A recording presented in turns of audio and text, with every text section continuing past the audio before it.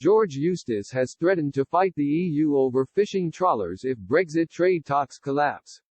Crucial Brexit negotiations are set to come to an end this month, 2 months before the transition period is over.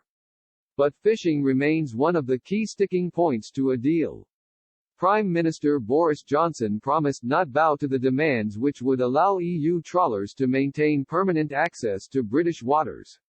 And now, Environment Secretary George Eustice has said Minister have put in place a 5-fold increase in our enforcement capacity in preparation for a potential standoff with EU trawlermen. When asked if Britain would defend its waters, he said, "Yes, we are."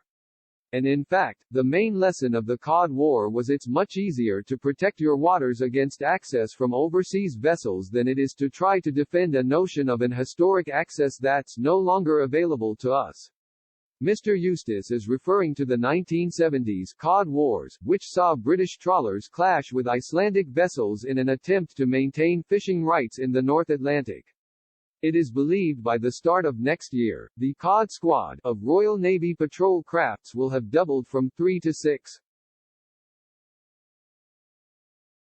Last week, the UK chief negotiator David Frost said the outlines of a deal were visible, even though the process could last into next month. Mr. Johnson has said he could walk away from the negotiating table if no agreement is struck before October 15. However, Mr. Eustice believes the crucial talks could continue for another 3 weeks. He told the Mail, "We've really got to have some kind of heads of terms understanding about whether there's a landing zone by the middle of October. And we really can't let things stretch on much beyond the first week of November because businesses need to know where they stand." A source added Michel Barnier, the EU's chief negotiator, believes an agreement might not be signed until early next month. During an interview this week, Mr. Johnson appealed to European leaders to come to terms. He told the BBC, "I hope that we get a deal, it's up to our friends. They've done a deal with Canada of a kind that we want, why shouldn't they do it with us? We're so near, we've been members for 45 years. It's all there, it's just up to them." European Commission President Ursula von der Leyen said it would be good to have a deal but not at any price.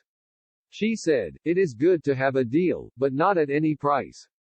We have made progress on many, many different fields, but of course the most difficult ones are still completely open. But overall, where there is a will, there is a way, so I think we should intensify the negotiations. We are running out of time, around 100 days to the end of the year, so it is worth stepping up now."